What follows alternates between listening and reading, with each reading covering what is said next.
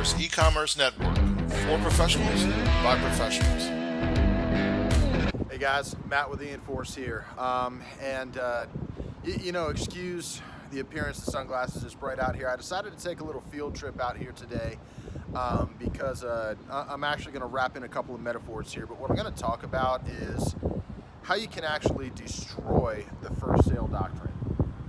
There's a lot of people right now, a lot of illegal sellers, a lot of unauthorized sellers, a lot of online policy and MAP violators that really stand behind the first sale doctrine and manipulate that as an excuse to be able to violate these policies and everything else. So what I've learned in doing a lot of research is there's a lot of big companies and big law firms that have already fought this out. Tons of court cases that you can reference. You can just simply look up federal court cases pertaining to the Lanham Act or trademark enforcement. And what it comes down to is that in the United States, you have the right of the first sale doctrine that you can use, okay? As long as it doesn't violate any laws that supersede that right. So from this parking garage roof that I'm standing on, there's a lot of cars driving down there and open roads, and it got me thinking, how do I really compare that and walk you guys through the way to really annihilate that first sale doctrine defense? And here's what it is. If you walk into a car dealership and you buy, you can hear a car flying down the road right now as we speak, right?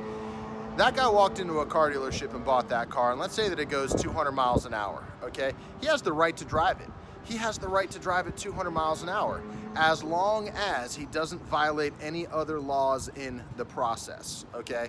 So when you acquire product legally, let's just say, presumably legally, you have the right under the first sale doctrine to turn around and sell that product anywhere you want for any price that you want.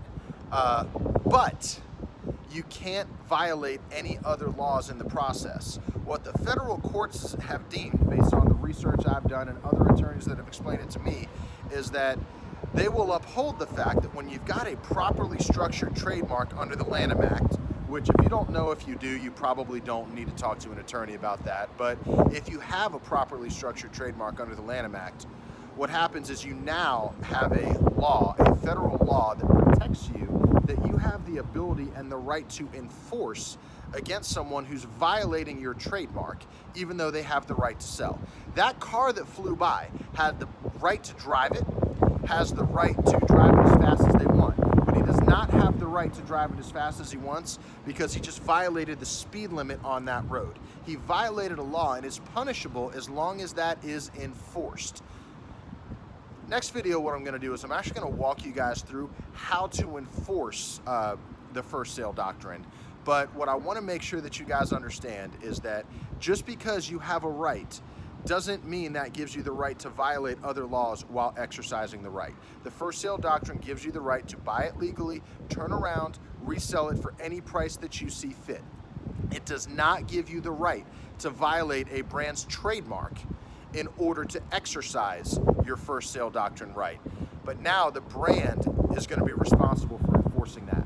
In my next video, I'm going to walk you through exactly how to do that. You've been listening to the e-Enforce Podcast Network.